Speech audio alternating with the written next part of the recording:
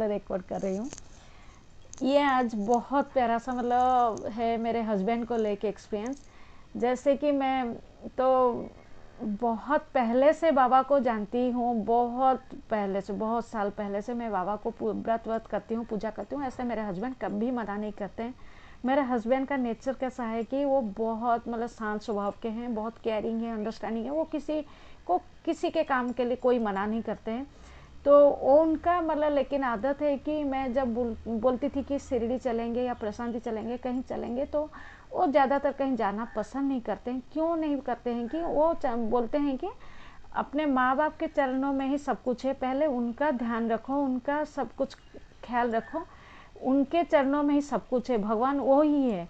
इसीलिए वो ज़्यादातर अपने, वो जब 8th क्लास में पढ़ते थे तो उनके पापा चले गए थे, तो उनके माँ का वो पूरा ध्यान रखते थे, मतलब तभी से वो बहुत इमोशनल हैं वैसे। तो मेरे ससुराल में हम लोग 6 भाई बहन हैं। वो मेरे हस्बैंड के 3 बहनें, 3 भाई हैं मेरे जेठ जी, ये लेकिन सबसे छोटे हैं मेरे हस्बैंड। लेकिन ये तब से अपने माँ का बहुत केयर करते हैं। मैंने जब से शादी करके गई हूँ देखी हूँ कि वो सुबह निकलेंगे तो अपने माँ के पैर छुएंगे, आएंगे शाम को आएंगे तो उनके माँ के पैर छुएंगे, फिर रात को सब काम वाम ख़त्म करके उनके माँ का मतलब बेड तैयार करेंगे, फिर उनका पैर दबाएंगे, फिर उन्हें प्रणाम करेंगे, फिर जाके सोएंगे। ऐसा होता था। अब तो लेकिन अभी तो मेरे सास भी गुजर गई अभी, ये 2021 अगस्त 28 को। तो जब भी मैं कहीं जाने के लिए बोलती थी तो मेरे हस्बैंड यही बोलते थे कि पहले अपने माँ बाप का ख्याल। ऐसा नहीं कि वो सिर्फ अपने माँ बाप का ख्याल रखते थे, वैसे वो मेरे माँ बाप के भी बहुत ख्याल है, मेरे मम्मी पापा के भी बहुत ख्याल रखते थे। मेरे मम्मी पापा भी तो और नहीं है इस दुनिया में, लेकिन वो सभी बड़ों का बहुत ध्यान रखते हैं। तो उनका वही बोलना है कि पहले अपने आसपास जो हैं उन्हें पहले खुश करो, ये यहाँ वहाँ जाना उन्हें बिल्कुल ही पसंद नहीं है। तो ऐसे करके मैं जब एक बार प्रशांति भी गई तो वो मुझे कहीं जाने के लिए मना नहीं करते थे, लेकिन वो खुद जाना पसंद नहीं करते थे। मैं एक बार प्रशांति भी गई हूँ तो वो मैं अपने मम्मी पापा और भाई बहन के साथ ही गई मेरे बेटे को लेके, लेकिन वो नहीं गए, बोले कि तुम जाओ घूम के आओ। ऐसे वो कभी मना नहीं करते। ऐसे होते होते मैं तो बहुत साल से बाबा को जानती थी, मुझे शिरडी जाने का बहुत मन था। तो फिर आते आते जैसे ही 2018 को दिसंबर में हम लोग का एक्समास हॉलीडे हो जाता है, तो मैं बोली कि हम लोग चलेंगे शिरडी। तो वो बोले कि हाँ तुम अपने बहन भाई के साथ चली जाओ, मुझे कोई प्रॉब्लम नहीं, लेकिन तुम जाओ, मैं नहीं जाऊँगा। तो फिर मैं बोले नहीं, आप नहीं जाएंगे तो मैं नहीं जाऊँगी, क्योंकि मुझे बिल्कुल भी अच्छा नहीं लगता है किसी के साथ जाऊँ, आप ना रहो तो मुझे अच्छा नहीं लगता है। आप जाएंगे तो अच्छा है, नहीं तो मैं नहीं जाऊँगी। तो फिर मैं बोली कि वो बोले कि मुझे तो जाना अच्छा नहीं लगा। मैं बोले ठीक है, आप टिकट करवा लो, टिकट कर लीजिए, फिर देखते हैं क्या होता है। अगर हम लोग का जाना होगा तो हम जरूर जाएंगे, बाबा का मर्जी हुआ तो हम जरूर जाएंगे, और नहीं जाना हुआ तो नहीं जाएंगे। तो ऐसा करके हमने टिकट किया, मेरे बड़ी बहन का, मेरे जीजा जी का, फिर उनके 2 बच्चों का, मतलब बेटा जो MBBS कर रहा था उस वक्त फाइनल ईयर में था, और उनकी बेटी जो MBBS के लिए प्रिपेयर हो रही थी। तो ऐसे करके मेरे हस्बैंड ने ही टिकट किया। मैं जब बोली ना, जैसे वो बहुत केयरिंग है, वो जो बोलने से करते हैं, लेकिन फिर भी उनका एक थोड़ा तो माइंड सेटअप था कि वो कहीं नहीं जाएंगे, तो उन्हें अच्छा नहीं लगता था अपने मम्मी को छोड़ के कहीं जाना। तो वो ऐसे किए कि टिकट हो गया, लेकिन लास्ट मोमेंट में ऐसा आया कि टिकट तो हो गया, लेकिन जब हम लोग का जाने का टाइम आ गया, दिसंबर तक आ गया, तो उन लोग का, मेरे बहन लोगों का, उनका कुछ प्रॉब्लम आ गया, उनके बेटे का, बेटी का, फिर जीजा जी का, दीदी का। तो उन लोगों ने कैंसिल करवाया टिकट। आप बिलीव नहीं करोगे, ऐसे हम लोग टिकट कैंसिल करते हैं लास्ट मोमेंट में तो अच्छा खासा अमाउंट माइनस हो जाता है। लेकिन उस टाइम पे ऐसी जी बिलीव नहीं करूँगी, सिर्फ 100 रुपीज़ ऐसा कुछ माइनस हुआ, ज़्यादा नहीं। फिर होने के बाद हम लोग सिर्फ हम तीनों ही निकले, मेरे हस्बैंड, मेरा बेटा और मैं।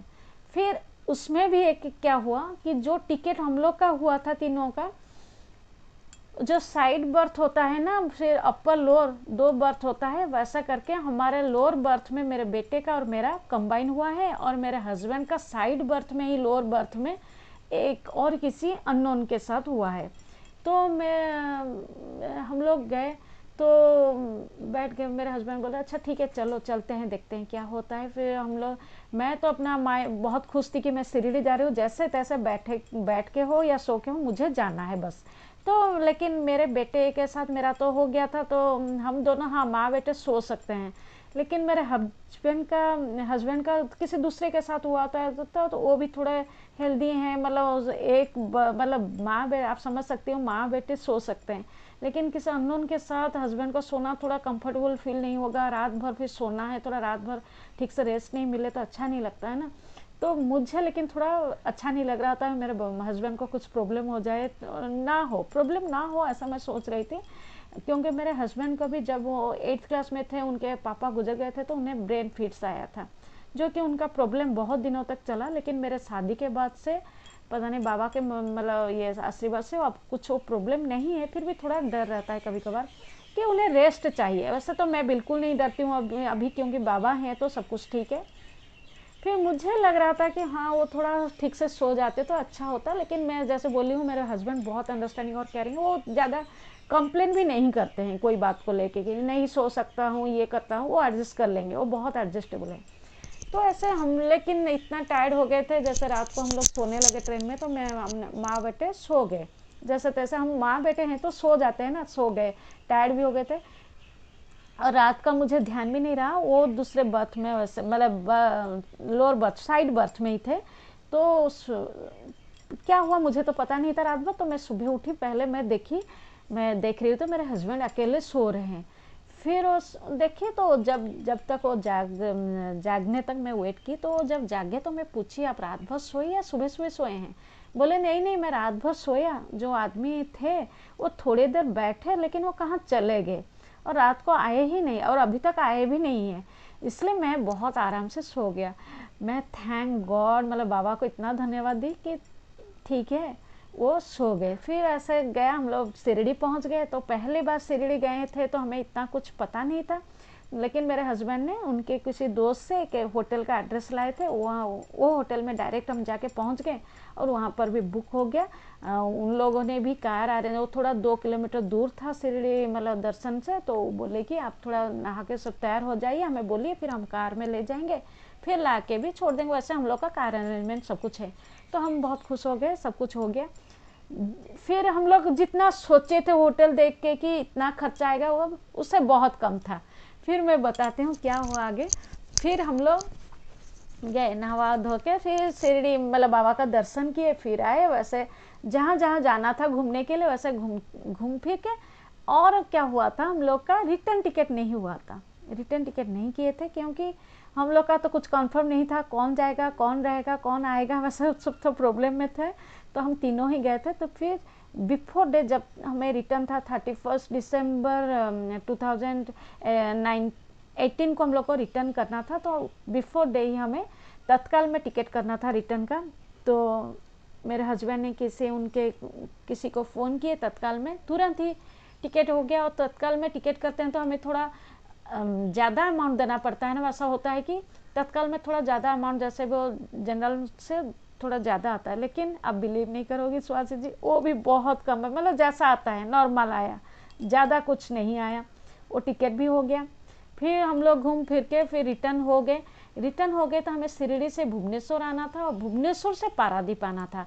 और भुवनेश्वर में हम लोग को पहुंचना था रात को 10 साढ़े 10 बजे तक। लेकिन हमें और कहीं, भुवनेश्वर में मेरे बहन और भाई दोनों रहते हैं, लेकिन हमें और किसी के घर जाने का बिल्कुल भी मन नहीं था। हमें लगता था कि हाँ अपना घर चले जाए तो सुकून सा होता है, क्योंकि मैं पारादीप में रहती थी और 31 के बाद 1 जनवरी था और 2 जनवरी को मेरा भी स्कूल ओपन हो रहा था और मेरे बेटे का भी स्कूल ओपन हो रहा था।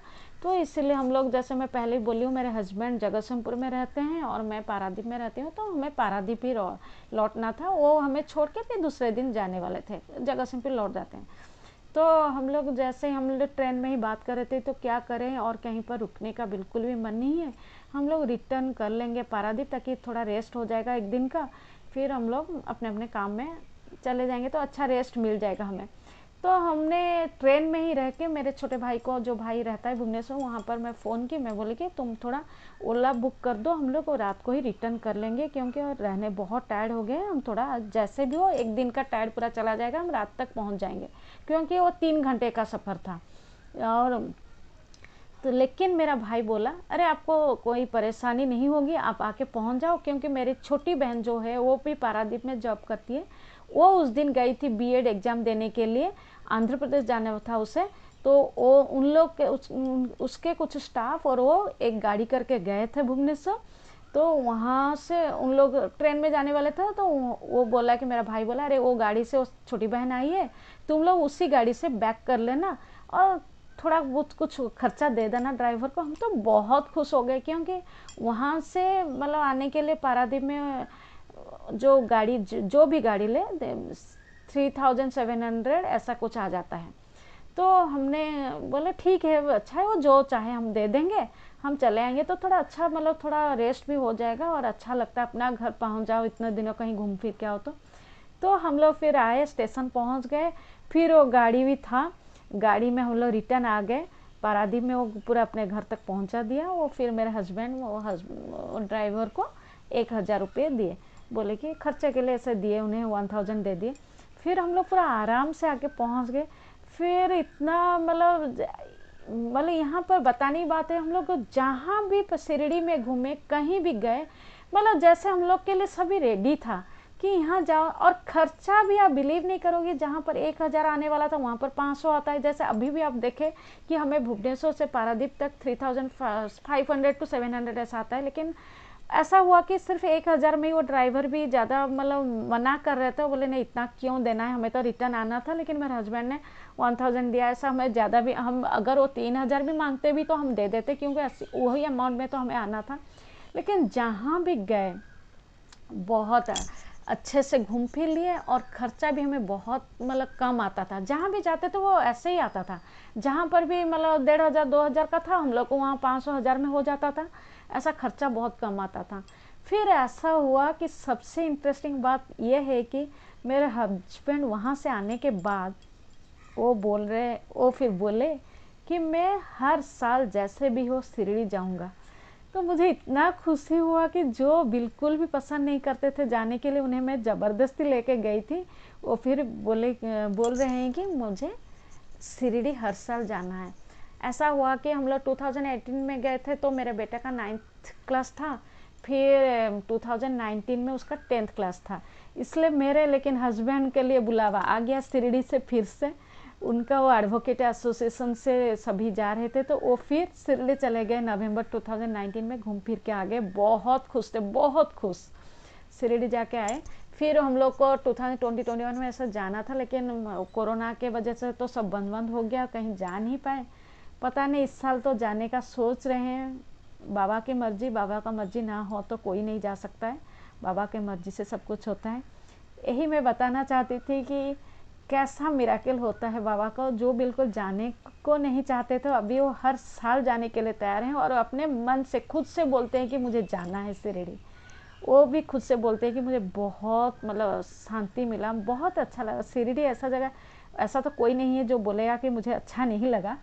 लेकिन मेरे हस्बैंड जो कि बिल्कुल जाने का मन नहीं करता था उन्हें, देखिए वो आज मतलब शिरडी जाने के लिए अपने मन से बोलते हैं। वो इस साल भी तैयार हैं। हम लोग जाने का तो प्लान कर रहे हैं, पता नहीं, मेरे बेटे का भी एंट्रेंस है, 12th एग्ज़ाम है, सब कुछ का देख के फिर देखते हैं। बाबा की मर्जी से, जो बाबा चाहेंगे, बाबा की मर्जी से ही सब कुछ होता है। ऐसा तो मेरे साथ बहुत कुछ मिराकल हुआ है, मैं धीरे धीरे सुनाऊंगी।